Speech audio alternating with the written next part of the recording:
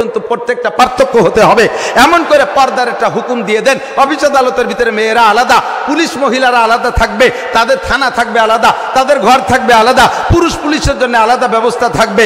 এই পর্দার পরিবেশ করলে আল্লাহ কা লাফাতাহনা আলাইহিম বারাকাতিম মিনাস সামাই ওয়াল আরদ, আসমান আর জমিন থেকে রহমত আর বরকতের সমস্ত দরজা তোমাদের জন্য খুলে দেব।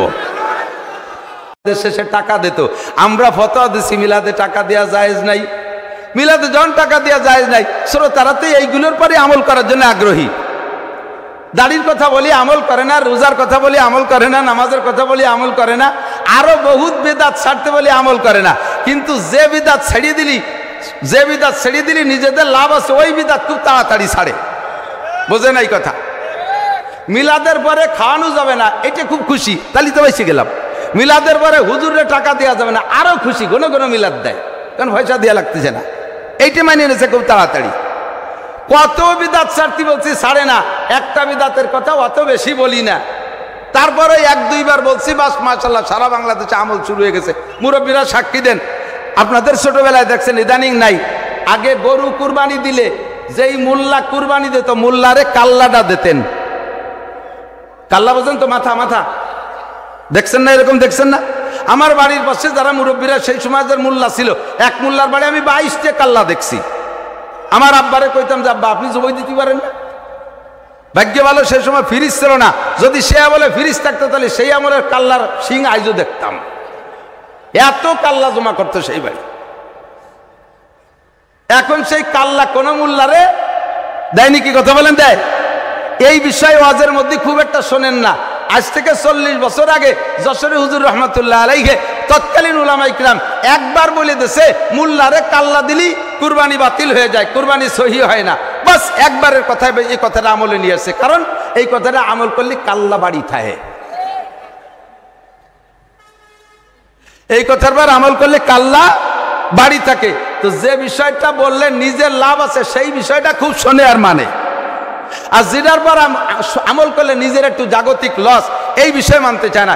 এই জন্য আল্লাহ পাকের সিস্টেম এদিক তাকান, প্রত্যেকটা ইবাদতের সাথে আল্লাহ তাআলা জাগতিক একটা লাভ রেখে দিয়েছে, যাতে বান্দার কাছে শুধু পরলৌকিক লাভ যদি ইবাদতের পিছনে বলা হয়, তাহলে ইবাদত তো আগ্রহের সাথে করে না। আর একটা উদাহরণ বোঝেন, আজকে রাত্রে 12টা পর্যন্ত মাহফিল করে ছেড়ে দেব, বাসায় যে খেয়ে দিয়ে শুইতে শুইতে 1টা বেজে যাবে। আর 1টার পরে যদি ঘুম এসেই যায়, তাহলে একেবারে পাক্কা আল্লাহওয়ালা বুজুর্গ ছাড়া ফজরের আজান কানে যাবে না, ফজরের নামাজ উঠে পড়তে খুবই কষ্ট হবে। কতক্ষণ টিকি ঠিক না?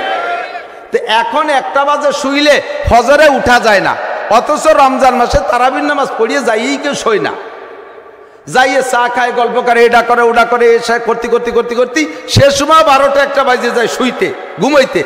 সেই রমজান মাসে যারা রোজা রাখে 1টার সময় শুয়ে আবার রাত 3টার সময় উঠে যায়, অথচ এখন 1টায় শুয়ে ফজরে উঠতে পারে না। কারণ কি? ওই সময় 1টায় শুয়ে 3টায় উঠার কারণ হলো 3টায় উঠতে পারলে ভালো ভালো খাওয়া যায়, এই জন্য ওই সময় 3টে মিস হয় না।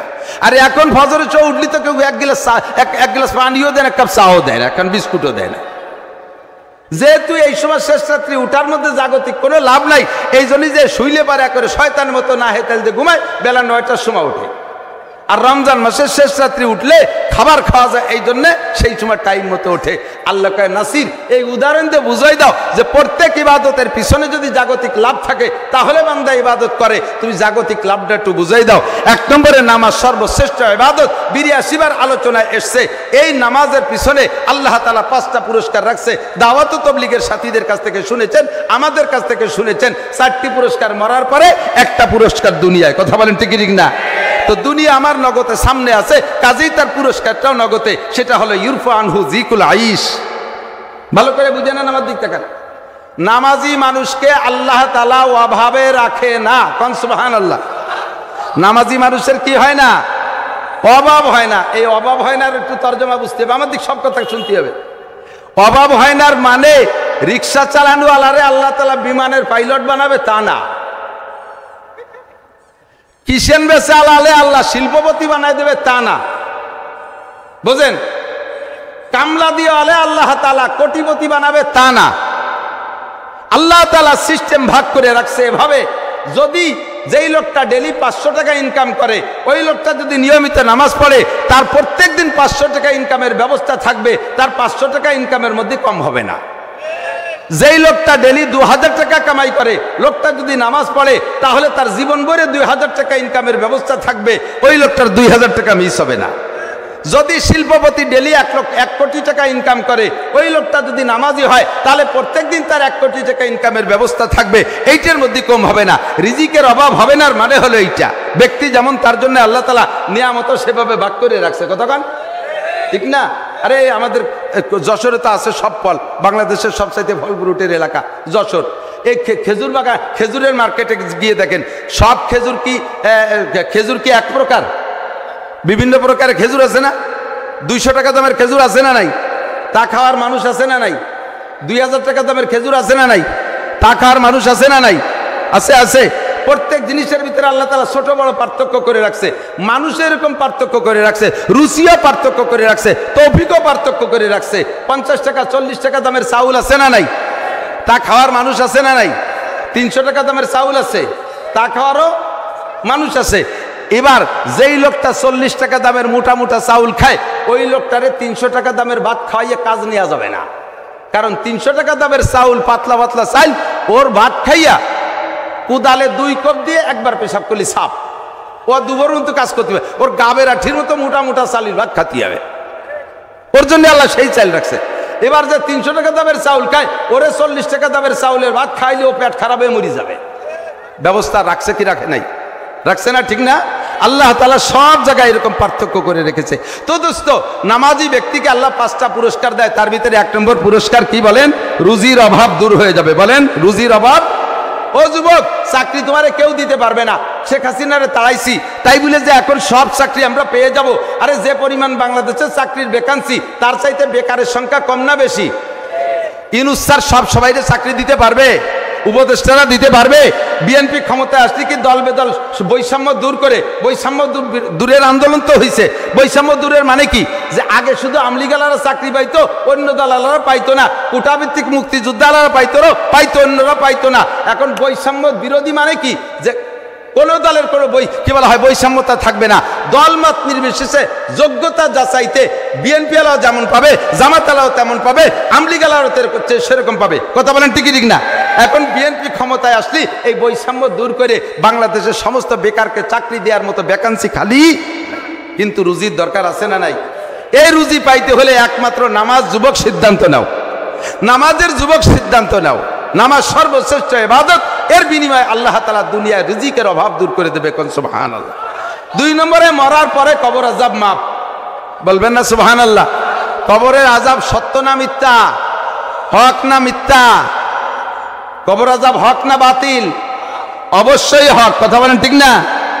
আল্লাহু আকবার। নবী পাক বলেন আযাবুল কবর হক, নামাজি ব্যক্তির কবর আযাব হবে না। 3 নম্বরে, ইউতিহিল্লাহু কিতাবাহু বিয়ামিনিহি।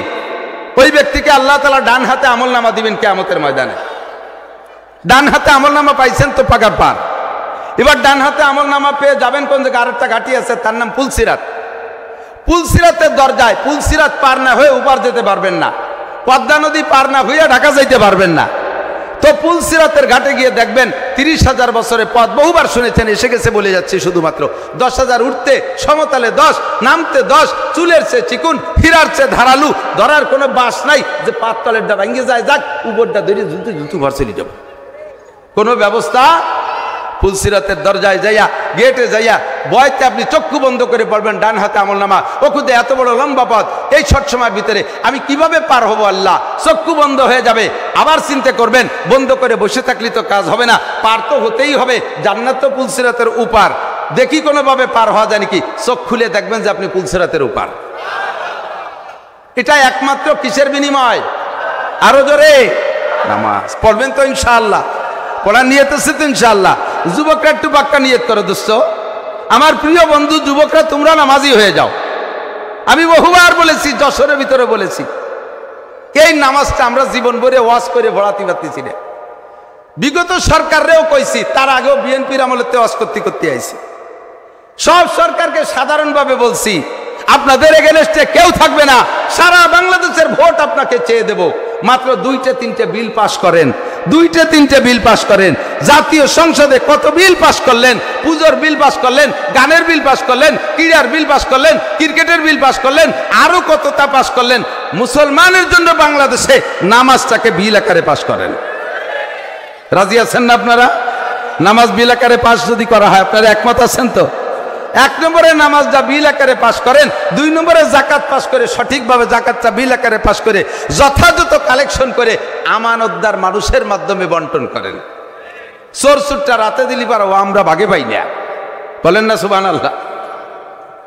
চোর চুরটা রাতে দিলি ভাগে পাই, কতক্ষণ পাই? সৌদি আরবে যারা হজে গেছেন, হজ করছেন, কুরবানি দিচ্ছেন না হজে, যত কুরবানি দিচ্ছেন নিশ্চয়ই আপনারা খেয়ে আসেন নাই। সেই কুরবানির জন্তুর গোশত আমরা খাই না, ওটা জবাই করে রেখে আসে, ওর খবরও থাকে না। বহুত হাজিরা জানেও না যে কুরবানি কয়টা দিছে না দিছে।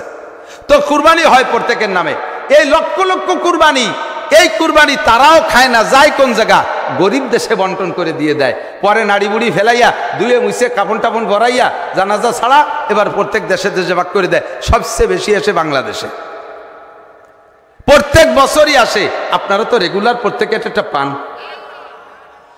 10-15 জন জড়াইতে একটা পান, মহল্লা দড়িতে একটা পান, তা যাই কোন জায়গা? বড় বড় কয়বর বানানো আছে নেতাকে ঘরের ভিতরে, সেই জেন্দা কবরের মধ্যে ঢুই দিয়ে দেয়। সারা বছর কুরবানির বরকত খায়, কতক্ষণ টিকি ঠিক না? তাদের হাতে দিয়ে আমরা কিছু পাইও নাই, পাবো। জাকাতটা সঠিকভাবে আদায় করে ইমানদার আমানতদার মানুষের মাধ্যমে বন্টন করান। 2 নম্বর 3 নম্বরের সমস্ত পার্কগুলো পরিষ্কার করে দেন। তারপরে যত পর্যটন কেন্দ্র আছে এই জায়গা থেকে জোড়া ভেঙে দেন, এই সব জায়গা থেকে জোড়া ভেঙে দেন। বাজার ঘাটের ভিতরে বেপরদার থেকে বাঁচানোর জন্য কড়া শাসন ব্যবস্থা করেন। এরপরে গার্মেন্টসগুলোকে নারী পুরুষ ভাগ করে দেন।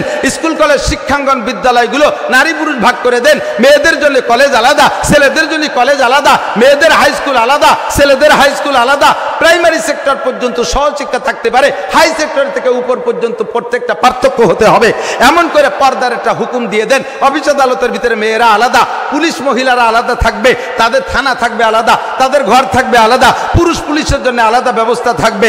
এই পর্দার পরিবেশ করলে আল্লাহ লা ফাতাহনা আলাইহিম বারাকাতিম মিনাস সামাই ওয়াল আরদ, আসমান আর জমিন থেকে রহমত আর বরকতের সমস্ত দরজা তোমাদের জন্য খুলে দেব। চতুর্থ বার্ষিক তাফসীরুল কোরআন মাহফিল, মোহাম্মদপুর, মাগুরা, বাংলাদেশ। অধ্যকার মাহফিলের সম্মানিত সভাপতি, দাওয়াতি উলামায়ে কেরাম, এই অঞ্চলের অন্যান্য উলামায়ে কেরাম, আইম্মায়ে মাসাজিদ, মাদ্রাসার আজিজ আমতোলাবা, প্রাণপ্রিয় দেশবাসী এবং পর্দার আড়ালে বসে থাকা মা ও বোনেরা, মুত্তাসিল বাদ মাগরিব অত্যন্ত গুরুত্বপূর্ণ সময়, ওয়াজ করা শোনার সুন্নতি টাইম। এই ফিতনার জামানায় আল্লাহ পাক আমাদেরকে একটা সুন্নতের অনুসরণ করে অন্যদের চেয়ে আগে আগে আসার বসার তৌফিক দান করেছেন। শুকর আদায় করি আলহামদুলিল্লাহ।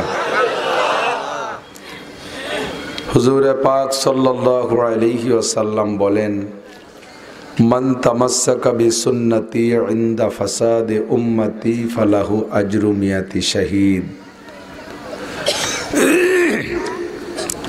ফিতনার জামানায় যে সময় মানুষ সুন্নাত বিমুখ হয়ে যাবে,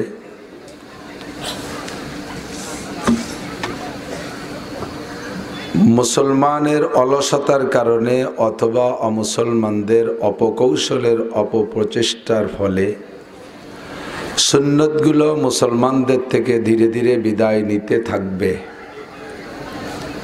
সে মুহূর্তে একটা সুন্নতকে আমলে আনতে পারলে আল্লাহ তাআলা তাকে 100 শহীদের সওয়াব দান করে।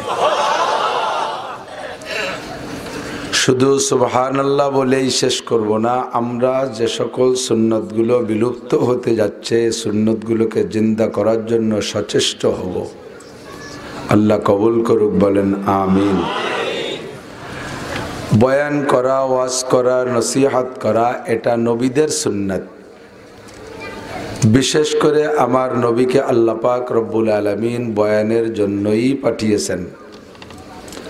আল্লাহ বলেন, উদউ ইলা সাবিলি রাব্বিকা বিল হিকমাতি ওয়াল মাউইজাতিল হাসানা হে নবী, মানুষকে দিনের দিকে ডাকো, তোমার রবের দিনের দিকে ডাকো।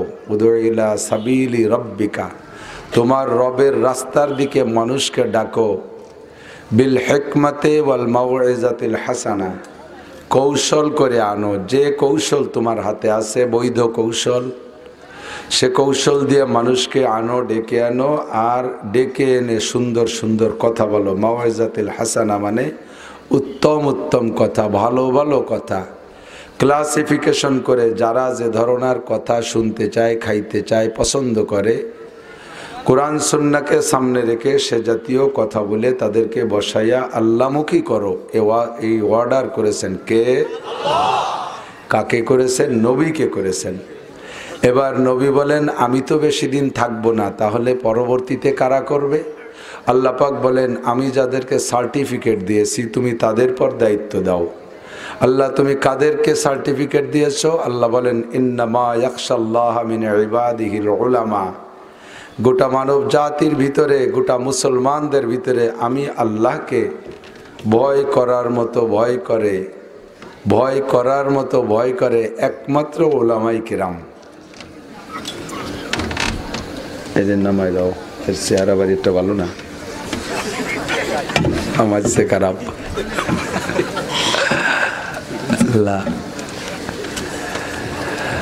যে যে যাকে চেনে সে তাকে কেনে, চেনের সাথে কেনে ভালো, মিলে ভালো। যে জানে সে মানে, যে বোঝে সে খোঁজে, ঠিক না? না বোঝা জিনিস খোঁজা যায় না, না চেনা জিনিস কেনা যায় না, না জানা জিনিস মানা যায় না। যারা যে জগতের মানুষ তারা সেই জগতের ছোট বড়র পার্থক্য বোঝে। আমি সব জায়গায় আগেই বলে নেই, আমার আগে যিনি কথা বলতেছিলেন আমার খুব ভালো লাগতেছিল, এত সুন্দর কণ্ঠ। কণ্ঠ তো আল্লাহরও ভালো লাগে, কণ্ঠ সবারই ভালো লাগে। আমার কণ্ঠ নাই, আমার সুর নাই, তাল নাই, গান গজল কিচ্ছু জানি না। হাদিস কোরআন পড়ি আর পড়াই, ওর মধ্যে গজলও পাই না, ইসলামী সঙ্গীতও লেখা পাই না, বিধায় আমি একটা মুখস্থ করতে পারি নাই। কোরআন শরীফ যতটুক পারি পড়ি, আর হাদিস পড়াই, সেখান থেকে যা সংগ্রহ করি তাই আপনাদের কাছে একটা ক্লাসের মতো। আমিও মাদ্রাসার এখনও নিয়মিত ক্লাসের শিক্ষক। আমি বুখারী শরীফ পড়াই, আমি তফসির পড়াই, আমি তরজমা কোরআন পড়াই, অন্যান্য কিতাব পড়াই। তেমনই একটা ক্লাস আপনাদের জন্য নিয়ে আসি। আর এই ভাঙা ভাঙা গলা, ভাঙ্গা জেরের মতো জের, ভাঙ্গা জের বাড়িওলি বের বেড়ায় বাজে, আমার গলা ওইরকম বের বেরিয়ে হয়ে গেছে, এখন আর সুর তার কিচ্ছু নাই। ওনার বয়ান আমার বড় ভালো লাগতেছিল, সুর তো আছে তো ভালো, আল্লাহ পাক সুর পছন্দ করেন নিজেও। কিয়ামতের ময়দানে একটা তেলাওয়াতের মাহফিল হবে, কোরআন তেলাওয়াত মাহফিল। ওই মাহফিলের ভিতরে আল্লাহ তাআলা 2.5-3 লক্ষ নবী রসুলদের মধ্য থেকে বাছাই করে বের করবেন সুরওয়ালা নবীকে। হযরত দাউদ আলাইহিস সালাতু ওয়াস সালাম, দাউদ নবী আলাইহিস সালাতু ওয়াস সালামের সুর এত বেশি ছিল যে মানুষের সুরের কাছে দুর্বল হয়ে যায়, শুনতে ভালো লাগে। তো বর্তমান বিশ্বে সবচাইতে বেশি সুরওয়ালা যে, সেও যদি গান গায়, দুটিয়ে কুত্তো কি দাঁড়ায় শোনে? কথা কর না কেন? মমতাজ গান গালি মানসি শোনে, কিন্তু কুত্তই কি শোনে? গরুতি শোনে। দাউদ আলাইহিস সালাম যদি তো জবুর কিতাব পড়তেন, সমস্ত প্রাণীগুলো এসে ঝুঁকে পড়তো। শুকরও যাইতেছে, সেও তার চলন থামাইয়া কান খাড়া করে ওনার তেলাওয়াত শুনতেন। গাছপালাগুলো বাঁকায়ে ঝুঁকে যাইত ওনার দিক, পাহাড় পর্বতের মাথাও কায়ত হয়ে যেত। নদীর কিনারে, সাগরের কিনারে যদি উনি জবুর তিলাওয়াত করতেন, সাগরের মাছ, নদ নদীর মাছ সব উঠে এসে ওনার দিক তাকাইয়া তেলাওয়াত শুনতেন। এই তেলাওয়াত, এই সুরের কি আর কোনো তুলনা হয়? সব নবীদের মধ্য থেকে আল্লাহ তাআলা বাছাই করবেন। জাতির পিতা ইব্রাহিম খলিলুল্লাহও না, কালিমুল্লাহ মুসা আলাইহিস সালামও না, রূহুল্লাহ ঈসা আলাইহিস সালামও না, রসুল্লাহ নূহ আলাইহিস সালামও না, সফিউল্লাহ আদম আলাইহিস সালামও না। সব নবী বাদ, শুধু টেকবে ওই জায়গা দাউদ আলাইহিস সালাম। বোঝা যায় আল্লাহ পাকেরও সুর পছন্দ হয়। দিয়েছেন কে সুর? আমি হাজারো চেষ্টা করলে ভাইয়ের মতো ওরকম সুর হবে না, নাই তো, আমাকে আল্লাহ সে হারে দেয় নাই। আর তার চাইতে বেশি সুরওয়ালা আমার নবীর কোনো কিছুর সাথে কোনো নবী রসুলকে তুলনা করলে নবী খাটো হয়ে যায়। এক কথায় নবীর প্রশংসা, বাদে খুদা বুজুর্গ তুই কিসসা মুক্তাসার। আল্লাহর পরেই যার শান ও মান, আল্লাহর পরেই যার মর্যাদা, আল্লাহর পরেই যিনি স্মরণীয় বরণীয় সর্বশ্রেষ্ঠ সৃষ্টি আমার নবী বিশ্বনবী মুহাম্মদুর রাসূলুল্লাহ সাল্লাল্লাহু আলাইহি ওয়াসাল্লাম। ঠিক কিনা? কোনো তুলনাবিহীন। দাউদ আলাইহিস সালামের কণ্ঠ গোটা মানব জাতির কণ্ঠে সে শ্রেষ্ঠ, আর তার চাইতে হাজার গুণে শ্রেষ্ঠ মজাদার কণ্ঠ হবে আমাদের নবী মুহাম্মদুর রাসূলুল্লাহ সাল্লাল্লাহু আলাইহি ওয়াসাল্লামের কণ্ঠ। দাউদ নবীকে দিয়ে আল্লাহ পাক সূরা তাহা তিলাওয়াত করাবেন। ওনার তিলাওয়াত সুরে তিলাওয়াতের একটা স্বাদ আর মজার ইন্টারেস্ট নেয়ার জন্য মানুষের জিম ধরে পড়ে থাকবে একটানা 10,000 বছর। 10,000 বছর স্বাদ নেবে। কোনো জিনিস যদি ভালো লাগে, ভালো লাগার পরে কিন্তু মানুষ একটা স্বাদ নেয়, স্বাদ নেওয়ার একটা অভিমান আলাদা। এই যারা বিড়ি খায়, সিগারেট খায়, শেষে একটা সুখ টান দিয়ে একটা জিম ধরে থাকে। সিগারেট যারা খায় তারা বোঝে আখেরি সুখটা নাকি স্বাদ।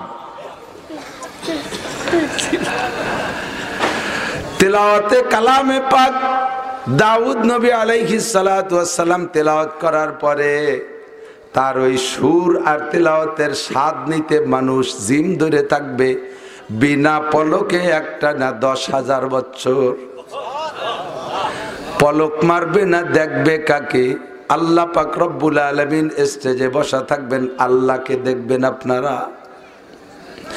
সাহাবায়ে কেরাম বললেন, ইয়া রাসূলুল্লাহ আনারা রব্বানা, আমরা কি আমাদের রব আল্লাহকে দেখব? আল্লাহর নবী বললেন, সাতারাউনা রব্বাকুম কামা তারাউনাল কমারা লাইলাতাল বদর লা তুযাম্মুনা লিরুইয়াতিহি। পূর্ণিমার পরিষ্কার আকাশের চাঁদনি রাত্রে আকাশে চাঁদ যখন মাঝ আকাশে চলে আসে, ওই চাঁদটারে দেখতে যেমন দুনিয়ার মানুষের ঠেলাঠেলি ধাক্কাধাক্কি করা লাগে না, যে যেখান থেকে ইচ্ছা সেখান থেকে সে দেখতে পারে। আল্লাহ পাক রব্বুল আলামিন স্টেজে বসা থাকবেন, প্রত্যেকে এমনই করে ক্লিয়ার আর পরিষ্কার ভাবে আল্লাহকে দেখতে পারবে।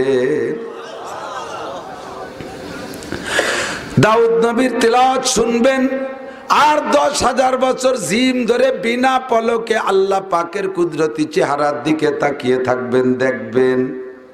10,000 বছর চলে যাওয়ার পরে আল্লাহ পাক বলবেন, ও আমার বান্দারা, এর চেয়ে মজাদার তেলাওয়াত কি শুনতে চাও? সবাই বলবেন, জি আল্লাহ, এর চেয়ে মজাদার থাকলে কেন শুনবো না? আল্লাহ নিজেই জিজ্ঞেস করবেন, বলো আর কার থেকে তিলাওয়াত শুনতে চাও? আপনারা তখন মাঠে থেকে বলবেন, আল্লাহ আপনার ডান পাশে একটা লোক দেখা যায়, বিশ্বনবী মুহাম্মদুর রাসূলুল্লাহ সাল্লাল্লাহু আলাইহি ওয়াসাল্লাম, এ কোরআন তারই উপরই নাজিল হয়েছিল, আমরা তার জবান থেকে একটু শুনতে চাই। আখেরি জামানার উম্মত আমরা, নবী পাকের তিলাওয়াত শুনি নাই দুনিয়ায় থাকা অবস্থায়, কাজে আজকে উনার জবান থেকে তিলাওয়াত শুনবো। আমার নবী আপনার নবী সেদিন সূরা ইয়াসিন তিলাওয়াত করে শোনাবে। নবী পাকের তিলাওয়াতের স্বাদ নেয়ার জন্য 50 আলফা সানা, 50,000 বছর জিম ধরে তাকিয়ে থাকবেন আল্লাহর দিকে। কোন সুবহানাল্লাহ। এই 50,000 বছর পর আবার যখন মানুষ স্বাভাবিক হয়ে উঠবে, আল্লাহ পাক বলবেন, এর চেয়ে মজাদার তেলাওয়াতকে শুনতে চাও? অবশ্যই শুনবো। আল্লাহ, আর কে পড়বে? বলো তোমরা কার থেকে শুনলে তোমরা পূর্ণ তৃপ্তি পাবা? এবার আমরাই বলবো, আল্লাহ আপনার কালাম আপনি একটু তেলাওয়াত করে শোনান। স্বয়ং আল্লাহ পাক রব্বুল আলামিন তখন তেলাওয়াত শুরু করবেন সূরাতুর রহমান। আমরা সূরা আর রহমান তিলাওয়াত করি, আমরা তিলাওয়াতের সময় বলি আর রহমানু আল্লামাল কুরআন, আমার আল্লাহ। আর আমরা তিলাওয়াতের শুরুতে আউযু বিল্লাহ বিসমিল্লাহ পড়ি। আমরা আউযু বিল্লাহ পড়ি বিতাড়িত শয়তানের হাত থেকে পানা চাওয়ার জন্য, যাতে তিলাওয়াতের মধ্যে শয়তানে কোনো ধোঁকা দিতে না পারে। আমার আল্লাহকে তো আর শয়তানের থেকে শয়তানের ধোঁকা থেকে পানার প্রয়োজন নাই। আল্লাহ আউযু বিল্লাহ পড়বেন না, আমরা বিসমিল্লাহ পড়ি, আল্লাহর নামে শুরু করি। আমার আল্লাহ তো আর কের নামে শুরু করবেন না, কাজে আল্লাহ পাকেরও বিসমিল্লাহ পড়ার প্রয়োজন হবে না। আল্লাহ শুরু করবেন সূরা আর রহমান। তবে আমরা পড়ি আর রহমান আল্লামাল কুরআন, আমার আল্লাহ পড়বেন আনার রহমান আল্লামাল কুরআন খলাকাল ইনসান আল্লামাহুল বায়ান। আমি রহমান, আনার রহমান, আমি রহমান, আল্লামাল কুরআন, তোমাদেরকে শিখিয়েছিলাম আমি কুরআন। খলাকাল ইনসান, বড় মায়া করে দয়া করে মোহাব্বত করে বানাইছিলাম আমি মানব জাতি। আল্লামাহুল বায়ান, শুধু মানুষ বানায় ছেড়ে দেই নেই। অনেক প্রাণীর মুখের মধ্যে জিহ্বা আছে, একটা জিহ্বা 1 কেজি 1.5 কেজি 2 কেজি 5 কেজি ওজনেরও আছে। তারা জিহ্বাগুলো নাড়া দিলে যার যার একটা শব্দ হয়। কুকুরের জিহ্বা নাড়া দিলে একরকম শব্দ, ছাগলের জিহ্বা নাড়া দিলে আর এক রকম শব্দ, গরুর জিহ্বা নাড়াচাড়া করলে আর এক রকম শব্দ। ও মানুষ, তোমার ছোট্ট একটা জিহ্বা নাড়া দিলে কত সুন্দর সুন্দর কথা হয়। এই কথাগুলো বের করেন, জোরে বলেন কে? খলাকাল ইনসান আল্লামাহুল বায়ান, মনের ভাব ব্যক্ত করার জন্য সুন্দর কথা শিক্ষা দিয়েছেন আমার আল্লাহ। আমার আল্লাহ পাক সেদিন কোরআনে কারীম তেলাওয়াত করে শোনাবেন, আর ফাঁকে ফাঁকে আয়াতের পরে গিয়ে আল্লাহ পাক এক একটা বার বলবেন ফাবি আইয়ি আলাই রাব্বিকুমা তুকাজ্জিবান। খলাকাল ইনসান আল্লামাহুল বায়ান, এমন করে পড়তে পড়তে যাইয়া বাদবে এবার আয়াতের ভিতরে ফাবি আইয়ি আলাই রাব্বিকুমা তুকাজ্জিবান, কোনটিকে তুমি বলিবে মিথ্যা? এ যে বিশ্বপতির দান। সূর্য কার দান? আল্লাহ। জোরে বলেন কার দান? চন্দ্র কার দান? বাতাস কার দান? যতবার আল্লাহ বলবেন, এক একবার আল্লাহ বলায় 4000 করে নেকি পাবেন। এ নামটা এমনই নাম, তর্জমা বোঝা লাগবে না, বললেই শুধু লাভ আর লাভ। আমাকে বানাইছে কে? ধান দেয় কে? কওনা জিকির কর আল্লাহ আল্লাহ আল্লাহ আল্লাহু আল্লাহ আল্লাহ আল্লাহ আল্লাহু আল্লাহ আল্লাহ আল্লাহ আল্লাহু আল্লাহ আল্লাহ আল্লাহ আল্লাহু আল্লাহ। সদায়ে কুমরিয়া বাসাদ বকুকু বাগসে মন্দরায়া দাল্লাহু। আমরা শুনি বুলবুল পাখিতে কুহু কুহু করে ডাকে। বন্ধুরে, যত পাখি আছে সমস্ত পাখিতে তার ডাকটাই হলো আল্লাহু আল্লাহ জিকির। আল্লাহু আল্লাহু কয়, আমরা শুনি কুহু কুহু করে ডাকে। সদায়ে কুমরিয়া বাসাদ বকুকু বাগসে মন্দর चमन में चू चू कर कहते हैं बुलबुल के फूलों में अल्लाह मिया तू ही तू है तू ही तू।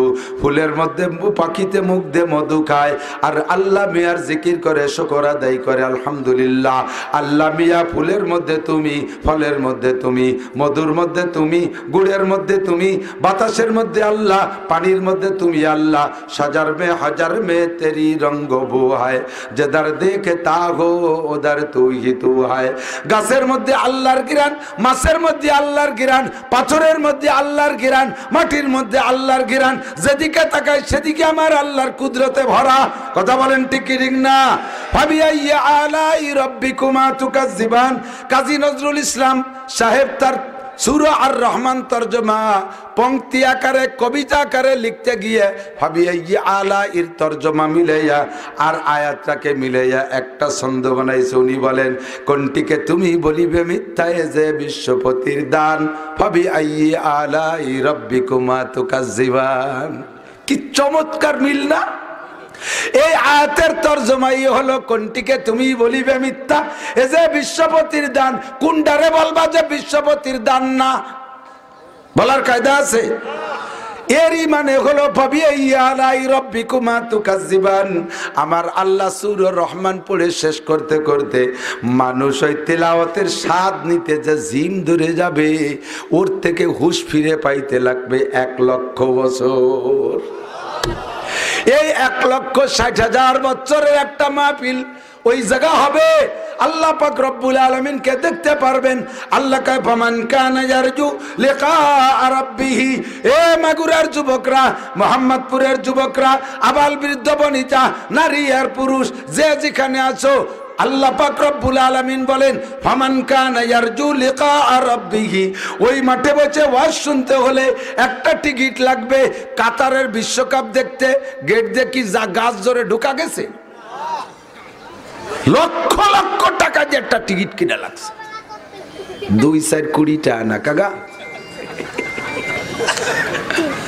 বিনা টিকিটে স্টেডিয়ামে ঢুকতে দেয় নাই, কোয়ালিটি ছাড়া স্টেডিয়ামে ঢুকতে দেয় নাই। একটা কোয়ালিটি নিয়ে ঢুকা লাগছে স্টেডিয়ামে, কতক্ষণ টিকিট ঠিক না? ও বন্ধু, আল্লাহ পাক বলেন আমার ওই প্যান্ডেলে স্টেডিয়ামে ঢুকে যদি তোমার তেলাওয়াত শুনতে হয় আর আমাকে যদি দেখতে হয়, তাহলে মনে রাখো ফামান কানা ইয়ারজু লিকা রাব্বিহ। ওই দিন আমার সাথে সাক্ষাৎ নিবা আর ওই মাহফিল থেকে তেলাওয়াতের মজা নিবা। এর জন্য শর্ত হলো ফালইয়ামাল আমালান সালিহা, ফালইয়ামাল আমালান সালিহা।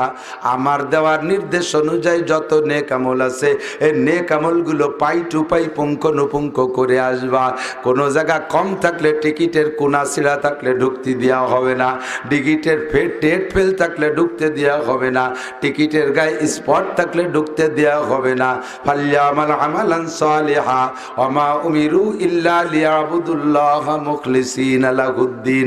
আর আমার এই আমল করলে হবা আবেদ, আর ইবাদত করলে হবা আবেদ।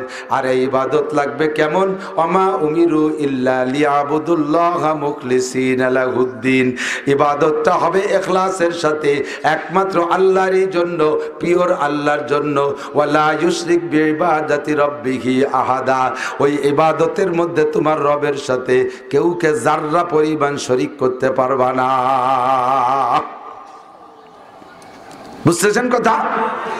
ইবাদত হবে কার জন্য? জোর হলো না কার? এ যুবক, মাহফিল করছো কার জন্য?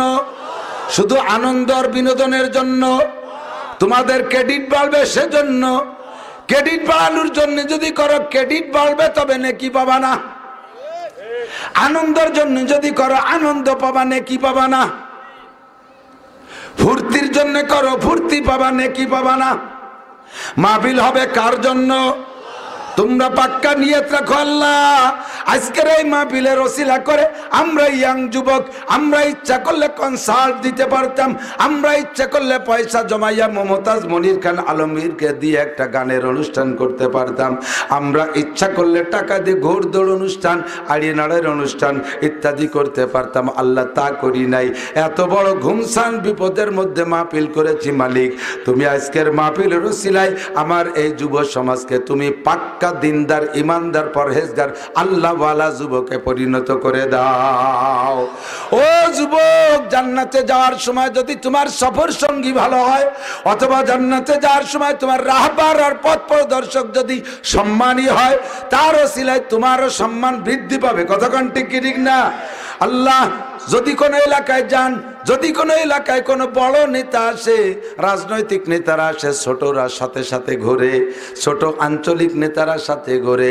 ঘুরতে পারলে ক্রেডিট বাড়ে, মজা বাড়ে, ঘুরতে পারলে ক্রেডিট বাড়ে, মজা বাড়ে, একটু আনন্দ বেশি পাওয়া যায়। তুমি জান্নাতে যাইবা তোমার আমল দিয়ে, তবে তোমার সফরের আমির হবে কে? সাইয়্যিদাই সুবহানিল জান্নাহ আল হাসান আল হুসাইন রাদিয়াল্লাহু তাআলা আনহুমা। তোমরা যারা যুবক এই ধর্মের কাজ করবা আল্লাহর জন্য, তোমাদের জান্নাতের রাহবার হবে, সফরের নেতা হবে হাসান হুসাইন রাদিয়াল্লাহু তাআলা আনহুমা। এ আমার মারা, তোমরা তোমরা জান্নাতে যাইবা, তোমাদের নেত্রী হবেন কে? সাইয়্যিদাতু নিসাই আহলিল জান্নাহ ফাতেমাতুজ জাহরা রাদিয়াল্লাহু তাআলা আনহা। তোমরা জান্নাতে যাবা, যার যার আমল তৈরি করো, তবে তোমার জান্নাতের নেত্রী হবেন। সামনে সামনে থাকবেন যিনি, যার সাথে তুমি জান্নাতে যাইবা, তিনি হবেন কলিজার টুকরা নবী পাক সাল্লাল্লাহু আলাইহি সাল্লামের প্রিয়তমা স্ত্রী। বলা হয় দ্বিতীয় মেয়ে, নাউজুবিল্লাহ, দ্বিতীয় মেয়ে নবী পাকের মেয়ে ফাতেমাতুজ জাহরা রাদিয়াল্লাহু তাআলা আনহা সমস্ত জান্নাতি নারীদের নেত্রী হবে। কথা কোন ঠিক কি ঠিক না? হযরত ফাতেমা রাদিয়াল্লাহু তাআলা আনহাকে নিয়া হ্যাঁ যারা জায়গা পাচ্ছে না তারা ঘুরিয়েছে, মাঝে বসো। আসলে দাঁড়ায় থাকলে তো তাকে কষ্ট আর কি। আপনারা যদি আগায় বসেন, জান্নাতের দিকে আগানো হবে। একটু জিকিরের সাথে লা ইলাহা ইল্লাল্লাহ আসেন, লা ইলাহা ইল্লাল্লাহ, লা ইলাহা ইল্লাল্লাহ, লা ইলাহা ইল্লাল্লাহ। আসেন, যে আগাবেন সে জান্নাতের দিকে আগাইলেন।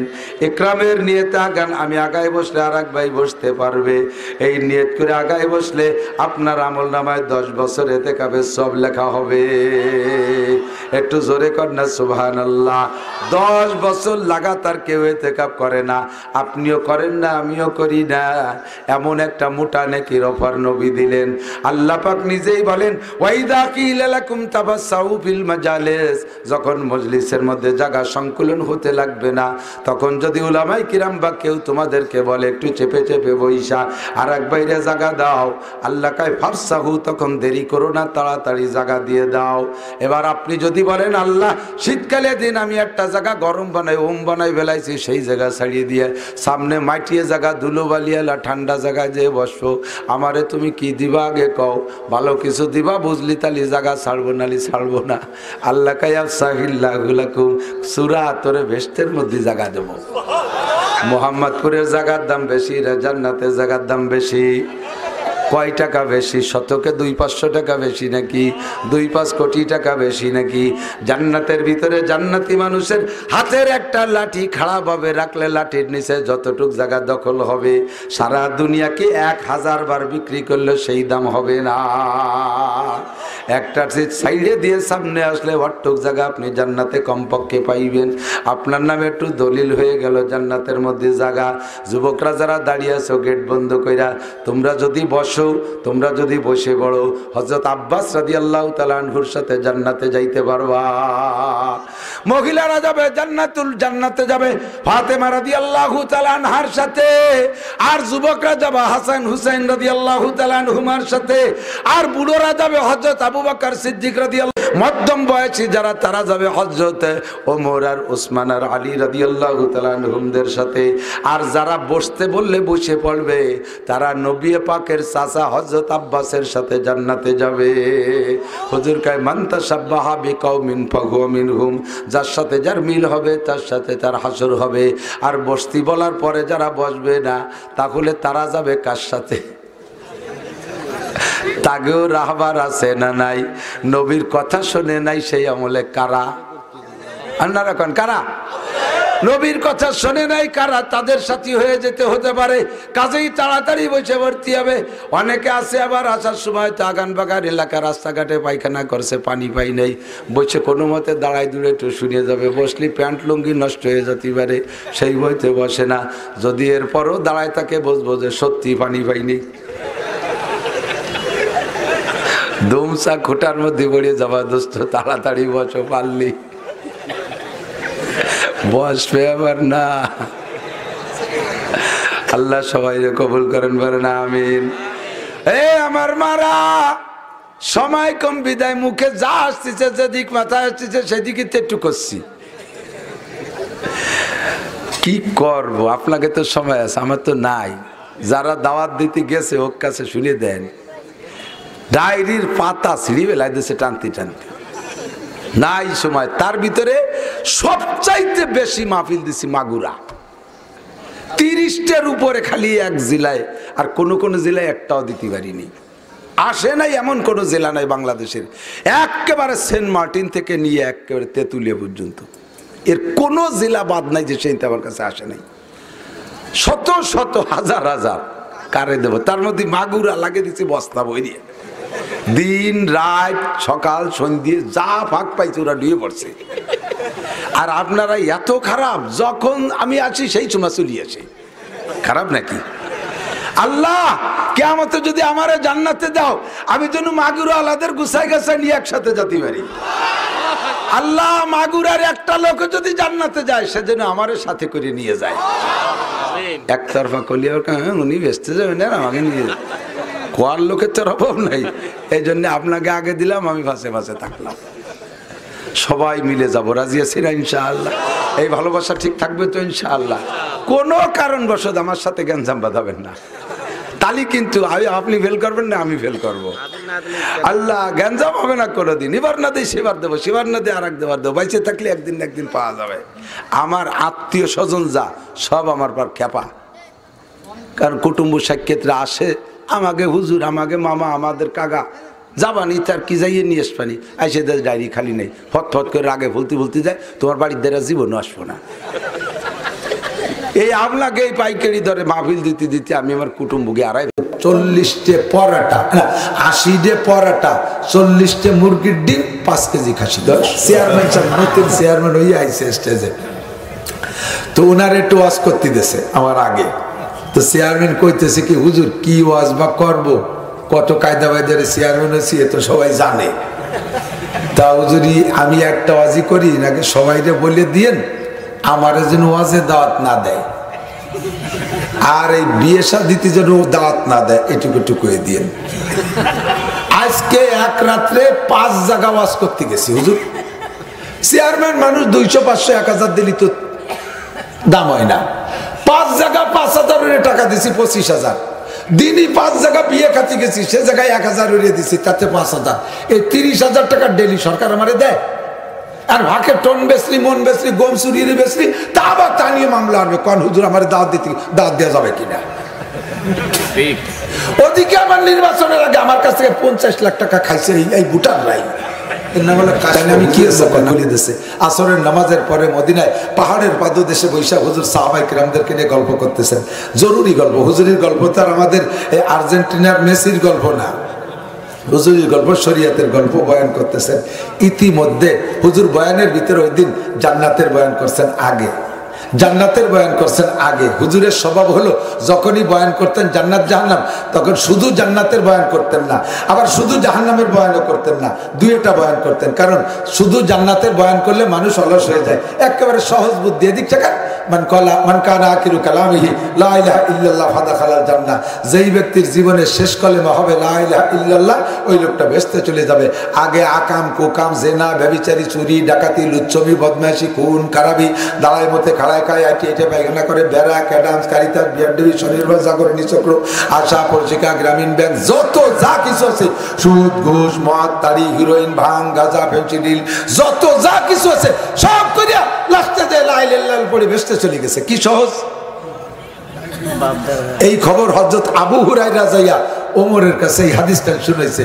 আবু হুরায়রা কয় যে এমন একটা বাউলি দেশে হাতের একটা, হয় চুপ কর, এ মানুষের কলিবারা সব জন্য আইলছি হইয়া নামাজ কালাম বাদ দিয়ে শেষ কলিবার আশায় বসে থাকবে না, চুপ কর। এই কইলে আবু হযরত ওমর রাদিয়াল্লাহু বিশাল লম্বা মানুষ ছিলেন, জোয়ান মানুষ, ওনার ওই হাতের একটা বাউলি আবু হুরায়রা সামলাতে পারেনি, উমরি খেয়ে পড়ে গেছে। কান্তি কান্তি ওমর মারছে, হযরত ওমরের সাথে গেছে। ওমর তুমি মারছো কেন?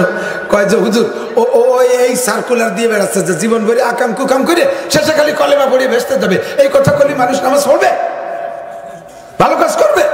হুজুর কয় ওমর আল্লাহ আমারে শিখাই দিচ্ছে, তুমি রাগারাগি আর কে?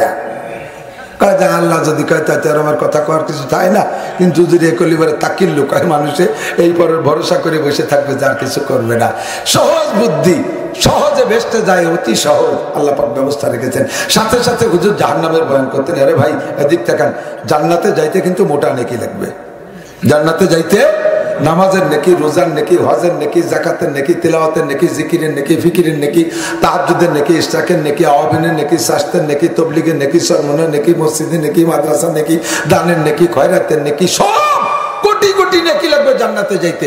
জাহান্নামে যাতে এবার মেলা কিছু লাগবে না, কিন্তু জাহান্নামে যাইতে একটা কথাই যথেষ্ট। কি কথাটা? তোর নেকি ও নেকি ভেকি বাদ দাও, আমিও নেকি ভেকি মানি না, এক এক কাম সারা হয়ে গেছে, আপনি চির জাহান্নামী, এক কথায় শেষ। এদিক তাকান, আমার দিক তাকান, বোঝেন কথা, উদাহরণের কথা বোঝা যায় ভালো। একজন লোককে বেঁচে থাকতে অনেক খাবার লাগে না? আমরা তো অনেক খাই। আমি বেশ মনে হয় 20-22 বছর আগে একটা মাহফিলে গেছি এক জায়গায়, ওই যে বাড়ি খানা খাচ্ছি, খানা খাওয়াইতেছেন যিনি খাদেমদারি করতেছেন বাড়িওয়ালা, উনি একজন সুবেদার, রিটায়ার্ড পারসন, বিডিআর থেকে সুবেদার, বিডিআর এর সুবেদার রিটায়ার্ড, খানা খাওয়াইতেছেন উনি। তো উনি আমার ওই অল্প অল্প খাবার দেখে বলতেছে, হুজুর যে পরিমাণ পরিশ্রম করেন, পেটে থাকলে পিঠি 6-7 বেশি হয়ে খাইয়েন, নালি তো এমনি শুয়ে যাচ্ছেন, আর কতদিন এই হলে খাতে পারবেন? আমি পারি নেতা খাবো কি?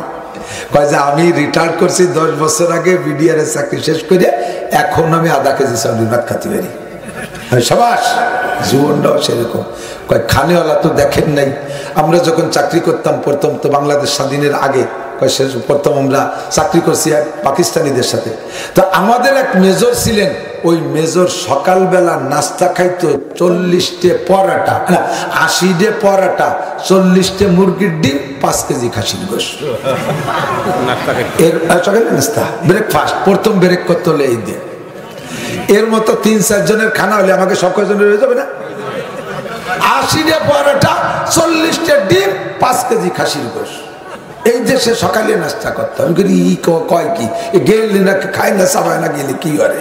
কয় যে হুজুর তা না দেখালে বিশ্বাস করতে পারবো না।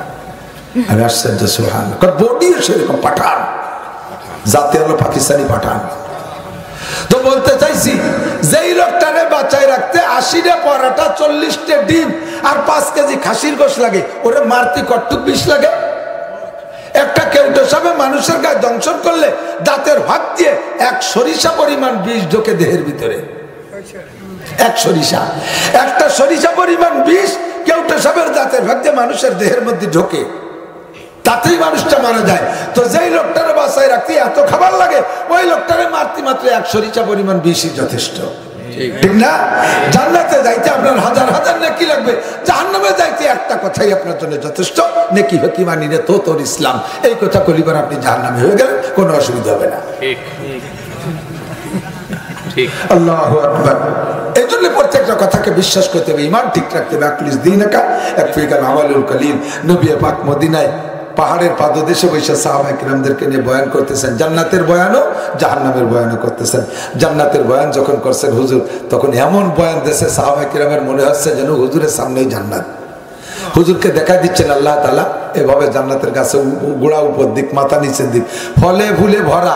কখনো কখনো জান্নাত হাতের কাছে চলে আসে, ফল গাছের হাতের কাছে চলে আসে। হুজুর যেন ফল তুলবেন বুঝতে বিধায় এরকম হাত সামনে বাড়ায়, আবার খালি হাতে ফিরে আসে। সাহাবায়ে কিরাম বলেন, হুজুর কেমন যেন কি ধরতে যাচ্ছেন, আবার খালি হাতে আসেন, ঘটনা কি? কয় যে আমি যখন জান্নাতের ফল পাকড়ার আলোচনা করতেছিলাম, ওই সময় জিবরাইল আমার সামনে জান্নাত প্লেস করে দিয়েছে, হাজির করে দিয়েছে। আমি দেখতেছিলাম জান্নাতের গাছের গোড়া উপর দিক, মাথা নিচুমুখী, ফল ভরা। তা ভাবলাম যে একটা ফল ওখান থেকে তুলে রাখি, তোমাদের খাওয়াবো। যখনই হাত দেয় তুলতি, জিবরাইলটা টাইম দিয়ে সরাই নিয়ে যায়, আমার ধরতে দেয় না। কয় যে হুজুর দুনিয়ায় বসে উম্মতের এই ফল খাওয়ানো যাবে না, বর্ণনা দিয়ে দেন, শুনবে, বিশ্বাস করবে, তার আপনারা জান্নাতে যেই ফলগুলো খাইতে পারবেন, ব্যবহার করতে পারবেন। একটু কান্না সুবহানাল্লাহ। বললেন যে হুজুর এগুলো আপনাকে জিবরাইল বলতেছে, আপনি সেভাবে বলতেছেন? কয় না, কাশাফাল্লাহু বাইনা ইয়াদাইয়া, আল্লাহ পাক আমার সামনে খুলে দিয়েছে, আমি দেখতেছি। লম্বা আলোচনা। এরপরে হঠাৎ করে জাহান্নামের যখন বর্ণনা দিচ্ছেন, তখন হুজুর বর্ণনা দেওয়ার ফাঁকে একটা শব্দ আসছে, শব্দটা যেন নিচের থেকে আসছে, অপরিচিত একটা শব্দ। লোহায় লোহায় বাড়ি দিলে একটা শব্দ, কাঠে কাঠে বাড়ি দিলে আলাদা শব্দ, কতক্ষণ হাতে হাতে বাড়ি দিলে আলাদা শব্দ। সব শব্দ একরকম না, আবার সব লোহার বাড়িও একরকম শব্দ না, ঠিক কিনা? তো শব্দের ভিতরে পার্থক্য আছে। এই শব্দটা আসছে মাটির নিচ থেকে, একটা অপরিচিত শব্দ। পুরো মদিনাওয়ালারা কম্পিত, হয়তোবা সারা দুনিয়ার যারা ছিল সকলেই শুনছে, সকলেই ভীত সন্ত্রস্ত, কাঁপতেছে। শব্দটা আসছে নিচের থেকে, আর জানে যে কিয়ামতে ইসরাফিল আলাইহিস সালামের সিংহার ফুঁকো আসবে কোন জায়গা থেকে, নিচের থেকে উঠবে। এই ভয়ে মদিনাওয়ালারা হুজুরের দিকে দৌড়ে চলে আসতেছে। সাহাবায়ে কিরাম তো বসাই গেছে, সবাই চক্ষু বন্ধ করে জিম ধরে গেছেন, হুজুরও চক্ষু বন্ধ করে বসছেন। ইতিমধ্যে সাহাবায়ে কিরাম বলতেছেন, ইয়া রাসূলুল্লাহ সামিতা সাউতান, হুজুর একটা শব্দ শুনেছেন? কয় হ্যাঁ আমি তো শুনেছি, তোমরা শুনেছো? জি হুজুর। সাহাবায়ে কেরাম বললেন আইয়ু সাউতিন ইয়া রাসূলুল্লাহ, হুজুর এটা কিসের শব্দ? হুজুর বললেন এটা একটা শব্দ হলো আল্লাহ পাক রব্বুল আলামিন জাহান্নামের উপর থেকে একটা পাথর ছেড়ে দিয়েছে, ওই পাথরটা আজকে জাহান্নামের তলদেশে গিয়ে পড়লো, সেখান থেকে শব্দটা বেরিয়ে আসছে। হুজুর পাথরটা কতটুক? হুজুর বললেন ওই পাথরটা কতটুক তোমরা তার ওজন মেপে দেখো। জমিনের উপরে যদি পাথরটা রাখা হইতো আর সারা দুনিয়ার সমস্ত মানুষের যদি একসাথে পাথরটাকে উঁচা করার চেষ্টা করত, তাহলে জমিন থেকে 1 আঙ্গুল পরিমাণ উঁচু করতে পারতো না। এতটুকু ওজনের পাথরটা আল্লাহ পাক কবে ছাড়ছেন? এইটা জাহান্নাম যেদিন উত্তপ্ত কমপ্লিট হয়ে গেছে, জাহান্নামকে তৈরি করা কমপ্লিট হয়ে গেছে, ওই দিন আল্লাহ পাক এই পাথরটাকে উপর থেকে ছেড়েছে। আর লক্ষ লক্ষ বছর যাইতে যাইতে আজকে পাথরটা নিচে গিয়ে পড়লো।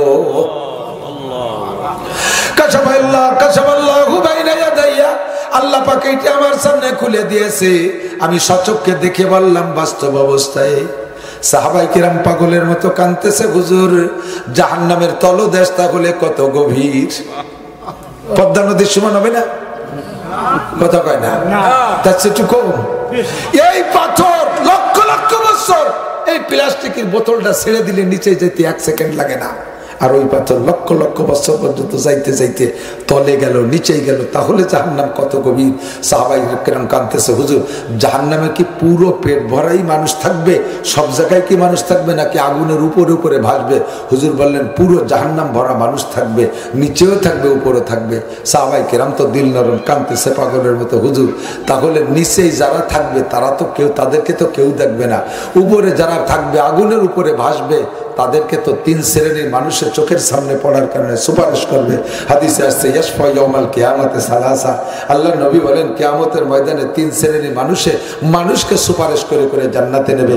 আল আম্বিয়া, সমস্ত নবীরা তার উম্মতকে সুপারিশ, আর তারা সুপারিশ করিয়া তাদেরকে জান্নাতে নেবে। এই মানুষগুলো যারা জাহান্নামের অত তলদেশে পড়ে থাকবে তারা তো কাহারও চোখে পড়বে না। এই মানুষগুলোর কি উপায় হবে হুজুর? এই জায়গায় এই মানুষগুলোর কি উপায় হবে?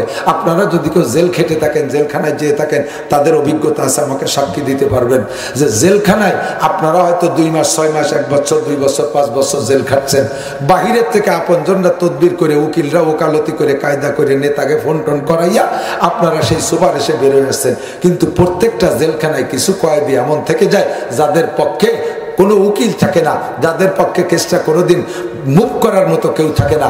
ওই চট্টগ্রাম ধরা পড়ছে যুবক, সেখান থেকে চালান হইতে হইতে হইতে হইতে আইসা মাদারীপুরের জেলখানায় পড়ে রয়েছে। তারা ওই জেলখানায় বুড়ো হবে, ওখানেই মরে যাবে, তাদের কোনোদিনও জামিন হবে না, এমন কিছু কয়েদি জেলখানায় থাকে। হুজুর এই জাহান্নামের তলদেশে যারা পড়ে থাকবে তাদের তো সেই অবস্থা, কোনো নবীও সুপারিশ করবে না, কোনো আলেমও তাদেরকে দেখবে না, কেউ তাদের সুপারিশ করবে না। এরা কারা? হুজুর বললেন ইন্নাল মুনাফিকিনা ফিদ দারকিল আসফালি মিনান নার, জাহান্নামের ওই তলদেশে যারা পড়ে থাকবে, এ আমার মুসলমান বাপ ভাইরা আমার দিক, জাহান্নামের ওই তলদেশে গহীরে যারা পড়ে থাকবে, কারো নজরে পড়বে না, কোনোদিন কেউ সুপারিশ করার সুযোগ পাবে না। এই মানুষগুলোর উপাধি হলো মুনাফিক। আল্লাহ কা ইন্নাল মুনাফিকিনা ফিদ দারকিল আসফালি মিনান নার, দারক মানে একেবারে গভীর, জাহান্নামের একেবারে তল গভীরে যারা পড়ে থাকবে তারা হলো মুনাফিক। সাহাবায়ে কিরাম এবার চমকা খেয়ে উঠছে, ওগো নবী তাড়াতাড়ি বলেন মুনাফিক কারা? আমরা কি মুনাফিক কিনা? ওই তলদেশে পড়ে থাকবো কিনা? মুনাফিক কাকে বলে? কার ভিতরে কোন দোষ থাকলে তাকে আল্লাহ পাক মুনাফিক বলে? একটু বলেন। আল্লাহ নবী বলেন আয়াতুল মুনাফিকে সালাসা, মুনাফিকের আলামত 3টা। সুবহানাল্লাহ না নাউজুবিল্লাহ। মুনাফিকের আলামত 3টা। সুবহানাল্লাহ। কথা হলো মুনাফিকের আলামত কয়টা? একটু মস্ক করেন কয়টা? আমি মুখ দিয়ে বলাচ্ছি, এজন্য কিয়ামতে অস্বীকার করতে পারবেন না, বলবেন যে আল্লাহ কোনো দিনও শুনি নেই। আল্লাহ বলবেন যে মিথ্যে কথা কবি না, তোর আমলনামায় লেখা আছে, মুখ দিয়ে বলার সাথে সাথে লেখা হয়ে গেছে। মুনাফিকের আলামত 3টা। 1 নম্বরে ইজা হাদ্দাসা কাযাবা, ইজা হাদ্দাসা কাযাবা, যখন কথা বলে কথায় কথায় মিথ্যে কথা বলে। এরকম ভালো মানুষ সমাজে আছে না নাই? আছে না? কথায় কথায় মিথ্যে কথা বলে, কথায় কথায় মিথ্যে বলে। ওয়া ইজা ওয়াদা আখলাফা, বন্ধুরে মিথ্যে কথা সম্পর্কে হাদিসে আসছে আল কিযবু উম্মুল খতা, মিথ্যে কথা হলো গুনার মা, মিথ্যে কথা গুনার মা। একটা মায়ের পেট থেকে যেমন ততাধিক সন্তান বের হয়, একটা মিথ্যে কথা যদি বলেন, ওই মিথ্যে কথাটাকে নিয়ে আপনাকে টিকে থাকতে হলে অনেক মিথ্যে কথা ওর সাথে বলা লাগে, অনেক মিথ্যে কথা বলা লাগে। কথা কন, একটা মিথ্যে কথা নিয়ে টিকে থাকতে হলে অনেক মিথ্যা বলা লাগে। এক মিথ্যে খালি মিথ্যা পয়দা দেয়। কাজেই এই মিথ্যা কথা হলো উম্মুল কথা। আল্লাহ নবী বলেন, যারা কথায় কথায় মিথ্যা কথা বলে এরা হলো মুনাফিকের 1 নম্বর আলামত প্রাপ্ত। 2 নম্বরে ওয়াইদা ওয়াদা আখলাফা, মানুষের কাছে ওয়াদা করে খিলাফ করে, ওয়াদা করলে খিলাফ করে। দোকানের থেকে বাকি কিনা বেচা করে, আগামী শুক্রবারে দেব, বছরের মধ্যে আর শুক্রবার আসে না। এরকম কিছু ভালো ভালো কাস্টমার আছে না, এগে জ্বালায় দোকানদাররা দোকান বেচে কিনে সে পলাতি বাধ্য হয়, ব্যবসা বাণিজ্যে সন্নীতি উঠে দেয়। আমাদের দেশের অনেক নেতারাও আছে নির্বাচনের আগে আমাদেরকে অনেক প্রলোভন দেয়, আমাকে ভোট দেন, দেখেন কি করে ছাড়িয়ে দেই, একেবারে রাস্তা কাটিয়ে খাল বাড়া দেবো, 12 মাস কাল নৌকো বেয়ে বেড়াতে পারবেন, একেবারে আমার পরিচয় গরিব দুঃখী ধরো যায়, দেখবেন কি করে ছেড়ে দেয়, একেবারে ডিজিটাল ইটাল লেউটাল সেটাল বানায় দেবো, আসমান ভেঙে জমিনে নামাবো, লাঠির মধ্যে মুগুর গড়বো, আমার পরিচয় গরিব দুঃখী ধরে যায়। নির্বাচন হয়ে যাওয়ার পরে ওনারে ফোন করলি খালি আমি ডাকা, ফোন করলি ডাকা, ফোন করলি ডাকা, কে গরিব দুঃখী দরজা তো দূরের কথা, কে দরজাই পাওয়া যায় না, আছে না নাই কথা কান? ওয়াদা করে খিলাফ করে, ওয়াদা করে খিলাফ করে, এটা মুনাফিকের আলামত। এই ফাঁকে আর একটু কথা কয়ে যাই, জায়গায় জায়গায় কিছু কিছু ওয়াদা আমরা পারিবারিক ভাবে কিছু ওয়াদা করি, খিলাফ করি। ছোট ছোট বাচ্চারা আছে, আব্বার খুব ভক্ত, এই মাহফিলি যখন আসার সময় হয় তখন আপনি রওনা দিচ্ছেন, ওই ছোট বাচ্চা আর গলা জড়া, আব্বু আমার নিয়ে যেতে হবে, আমি নাসির হুজুরির ওয়াজ শুনতে যাবো, আমি মাহফিলি যাবো, আমি মজা খাবো, খাজা খাবো, বিস্কুট এই ইত্যাদি করে গলা জড়ায় দেয়। কিন্তু ওই রেটে নিয়ে আসলে তো আসার সময় ভ্যানে আসছেন, যার সময় তোর ভ্যান নাই, যাতে হবে আইটে নিজের রাত্রি খবর হয়ে যাবে, বন্দুক গাড়ি আটা যাবে নাকি, বন্দুক তো রেখে আসতে হবে। আসার সময় তারা ওয়াদা দিয়েছেন, আব্বু তুমি থাকো, তোমার জন্য খাবার কিছু নিয়ে আসবো, তোমার জন্য চকলেট নিয়ে আসবো, এটা আনবো ওটা আনবো, এই করে তারা গোলা বলা দিয়ে বাড়ির থেকে চলে আসছেন। আপনার বাড়ির সবাই ঘুমাই গেছে, কিন্তু ওইটা ঘুমাবে না, ও অপেক্ষায় আছে, আপনার স্ত্রীও ঘুমাই গেছে, আপনি কখন খাবারটা নিয়ে যাবেন রাত 2টার সময়, ততক্ষণ সজাগ। বাইরে উঠানে দাঁড়ায় কাজ দেওয়ার সাথে সাথে ওর মা উঠার আগেও দৌড়ে এসে দরজা খুলে দিছে, আব্বু আমার খাবারটা দাও। আপনি তো আরে ভাই, আরে বাবা আর কিন্তু মনে নাই, বাচ্চা কাচ্চার সাথে ধোঁকা দিয়েছেন, ফিরে দিন আসার সময় কিন্তু ওরে আর রাখি আসতে পারবেন না। এটাও কিন্তু গুনাহ, এটাও গুনাহ। এই ইমামে বুখারী রহমাতুল্লাহ আলাইহি এই রাশিয়ার বোকারা থেকে খবর পাইছে যে ইরাকে এক লোকের কাছে একটা হাদিস আছে, ইরাকে এক লোকের কাছে একখান হাদিস আছে, সহি হাদিস, আল্লাহ নবীর একটা সহি হাদিস আছে। এই ইমাম বুখারী 3000 কিলোমিটার পথ পায়ে হেঁটে অতিক্রম করে গেছে সেই হাদিস খান আনতে। আমরা সাওয়ানেহে বুখারীর মধ্যে পড়াই থাকি। এবার যাইয়া খুঁজতে খুঁজতে ওই লোকটারে পেয়েই গেছে, হাদিসওয়ালাকে। এখন বলতেছে, ভাই আমি আসছি রাশিয়ার বোখারা থেকে, আমার নাম মোহাম্মদ ইবনে ইসমাইল, আমি শুনেছি আপনার কাছে আল্লাহ রসুল একখান সহি হাদিস আছে, সত্য নাকি? বলে হ্যাঁ জি আছে আছে আছে, আপনাকে বলবো, রাখেন, অপেক্ষা করেন। আমার এই ঘোড়াটা ছুটে গেছে, ঘোড়াটা একটু ধরে বাঁধিয়ে নেই। কারণ ঘোড়াটারে ধরার জন্য উনি 1 মুঠ ঘাস ধরছে ঘোড়ার মুখে, তো ঘোড়া তোর মাঠ ভরে দৌড়ে বেড়াচ্ছিল। যখন ওই ঘাস দেখছে, ঘোড়াটা দৌড়াইয়া ওনার কাছে আসছে, উনি ঘোড়ার গলায় রশি বাঁধে গাছের সাথে বাঁধে তুইছে, ঘাস মুঠ খাইতে দেয়নি, ইমামে বুখারী ওই দেখে ওনার সাথে আর কথাবার্তা না কয়ে, ভাই যান আসি, আসসালামু আলাইকুম। 3000 মাইল হাঁটিয়ে গেছে, আবার সেই 3000 মাইল ফিরে চলে যাবে, ওই লোকের কাছ থেকে হাদিস নেবে না। কয় যে আমার কাছে সহি হাদিস আছে, আপনি নিতে আসলে নেবেন না? কয় না না, তোর মতো ধোঁকাবাজের কাছ থেকে হাদিস নেবো না। এই তুই এখন খাওয়াইছ তখন খাওয়াইছ, এই গাছ তো ঘোড়ারে খাওয়াবি, এখন ঘোড়ারে লোভ দিয়ে যে খাতি না দিয়ে তুই ধোঁকা দিছিস। তুই ঘোড়ার সাথে যদি প্রতারণা করতে পারিস, তো রসুলের সহি হাদিস তোর কাছে থাকবে, এর গ্যারান্টি কি? ঠিক কিনা? কের সাথে প্রতারণা করবে না, প্রতারণাই হলো মুনাফিকি। ওয়াদা আখলাফা, ওই যে ওয়াদা আখলাফা, ওয়াদা করো। আমাদের মেম্বার চেয়ারম্যান ভাইদেরকে আমি বলবো, ভাই আপনার এত লম্বা গল্প দেওয়ার কি দরকার? আমার চেয়ারম্যান বানান, মেম্বার বানান, এই করবো সেই করবো এই করবো, কিচ্ছু বলার দরকার নেই। আপনি বলবেন আমাকে যদি চেয়ারম্যান বানান বা মেম্বার বানান, তাহলে আপনাদের ন্যায্য হক সরকার কাছ থেকে আমার হাতে যেটা আসবে এইটা আপনারা পাই টু পাই পাবেন। যদি 10 আসে 10, 1 আসলে 1, 1000 আসলে 1000, আমি বাড়ি বেশি আপনাকে খাওয়াতে পারবো না। কথা কর না কেন? ঠিক না? আমি এক ওই নির্বাচনের পরে, গত ইউনিয়ন নির্বাচনের পরে যশোর এক জায়গা মাহফিলে গেছি, না ভুল বলছি, খুলনার ওই পাশে পাইগাছার ওই ধারে। তো চেয়ারম্যান সাহেব নতুন চেয়ারম্যান ওই আইসে স্টেজে, তো ওনার একটু ওয়াজ করতে দিয়েছে আমার আগে। তো চেয়ারম্যান কইতেছে কি, হুজুর কি ওয়াজ বা করবো, কত কায়দা বায়দারে চেয়ারম্যান হয়েছি এ তো সবাই জানে, তা হুজুরি আমি একটা ওয়াজই করি নাকি সবাইকে বলে দিয়েন আমার যেন ওয়াজে দাওয়াত না দেয়, আর এই বিয়ে শাদিতে যেন দাওয়াত না দেয়, এটুকু টুকু দিয়েন। আজকে এক রাত্রে 5 জায়গা ওয়াজ করতে গেছি হুজুর। চেয়ারম্যান মানুষ 200, 500, 1000 দিলি তো দাম হয় না। 5 জায়গা 5000 টাকা দিছি, 25,000 দিনই। 5 জায়গা বিয়ে খাতে গেছি, সে জায়গায় 1000 উড়িয়ে দিছি, তাতে 5000। এই 30,000 টাকা ডেলি সরকার আমারে দেয়। আর ভাকে টন বেসরি, মন বেসরি, গম চুরিয়ে বেসরি, তা আবার তা নিয়ে মামলা আনবে, কোন হুজুর আমার দাওয়াত দেওয়া যাবে কিনা। ওদিকে আমার নির্বাচনের আগে আমার কাছ থেকে 50 লাখ টাকা খাইছে এই ভোটার নাই। তাই আমি কি করবো কেন, আমি কয়ে দিলাম যে আপনার ওই 50 লাখ টাকা উঠানোর আগে আপনি খাতি থাকবেন। এই 50 লাখ টাকা উঠা পর্যন্ত কেউ চাতি পারবে না, কারণ চেয়ারম্যানকে চাইতে ভোটাররা দুর্নীতিবাজ বেশি, ভোট বিক্রি করে টাকা খাইছে। কথা কন 1000, 2000, 5000 টাকা করে চেয়ারম্যানের কাছ থেকে খাইছো, সেই চেয়ারম্যানের কাছে এখন চাও কে? এটা অন্যায় করেছো। ভোট বিক্রি করে হারাম জায়গা, হারাম টাকা, ভোট বিক্রি করার টাকা হারাম, শুয়ারের পায়খানা খাওয়ার মতো হারাম, মদ খাওয়ার মতো হারাম, নিজে পায়খানা করে ময়লা খাওয়ার মতো হারাম। ফাঁকে ফাঁকে যাইয়ে খালি নেতাকে সমালোচনা, নিজের আত্মসমালোচনা করার দরকার। যা বলতে চাইছি ভাই, আপনার ওই মোটা ওয়াদা দেওয়ার দরকার নেই। ওয়াদা করলে খেলাপ করি, এটা হলো আমাদের মুনাফিকের এলামত। আমরা আল্লাহর কাছে একটা ওয়াদা করছি, এদিক থেকে